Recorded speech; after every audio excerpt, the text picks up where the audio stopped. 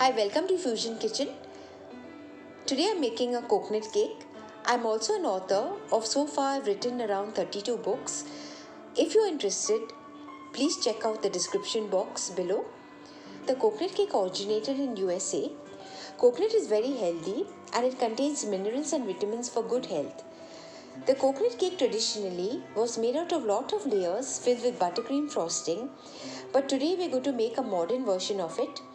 The coconut cake is also popular in the Caribbean, a place known for its beautiful beaches and turquoise sparkling sea. Now preheat the oven to 180 degrees Celsius. Now we're going to take 2 cups of plain flour, that is maida, and we're going to sift it. Always sift the flour, this always results in a lighter cake. Now after we have done so, we're going to add 1 teaspoon of baking powder. And we're also going to add half teaspoon of baking soda. Now this forms the dry ingredients. Now in another bowl we're going to take the wet ingredients, that is quarter cup of vegetable oil, plus I've also added 2 tablespoons. I've used sunflower oil. I've used 1 cup of castor sugar.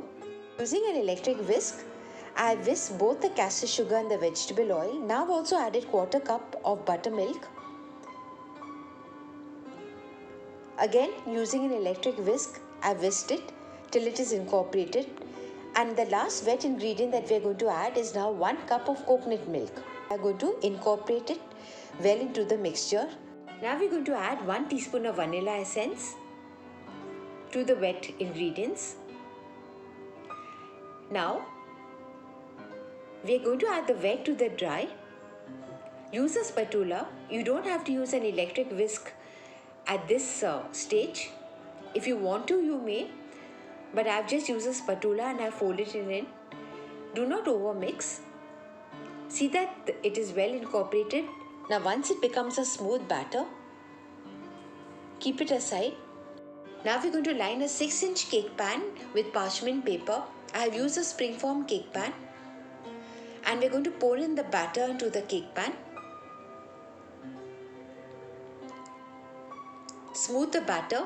You can also tap it at least 2-3 times so that it levels out. This is important. Also be careful of the sides. Now I've put it in the preheated oven and I've baked it for about 45 minutes. Now I've taken about half cup of desiccated coconut and I've added a few drops of coloring. I've used red food coloring. This will result in pink desiccated coconut. This will be used for decorating the cake. Now in a bowl, I've taken about half cup of whipped cream. Please use only whipped cream, not fresh cream.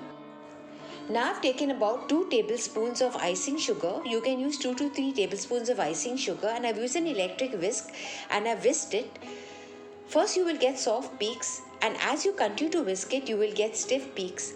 Now if it is a particularly hot day and you are finding it difficult to reach the stiff peak stage, then you please keep it in the refrigerator or in the freezer for a while. When the bowl is chill, it will be much more easier. As you can see, when you overturn the bowl, it does not move. This means that it has formed the stiff peak stage. This is perfect for frosting the cake. Now I've kept it in the fridge again before frosting the cake so that it cools down. It is easier to work with cold frosting than warm frosting. You can see the cake, the top part of the cake, the surface of the cake has some cracks in it. This is very normal. This will always happen when you bake this cake. So in order to frost it, we're not going to use that side, but we're going to use the opposite side, which will be a very smooth side, that is the bottom side. And this will make the frosting easier.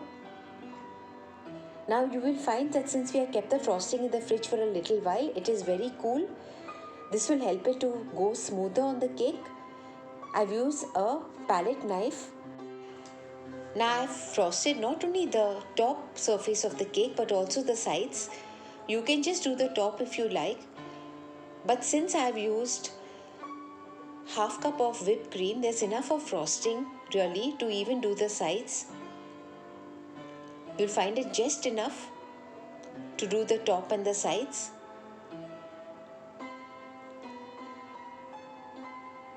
Now once it is done, again I'm going to keep it in the fridge for about 30 minutes. This will help to set the icing. The icing won't set totally, but it will set a little.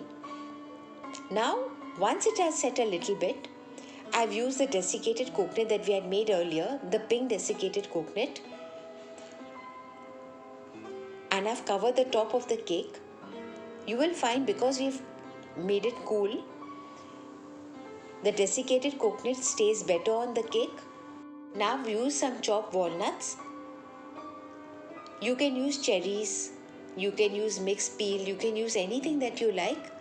Now besides walnuts, I've also used some chopped mixed peel. Please keep this cake in the fridge to set and only then cut it. The frosting has to set well. Once it has set for a few hours, cut and serve. Thanks for watching. Please like, comment and subscribe.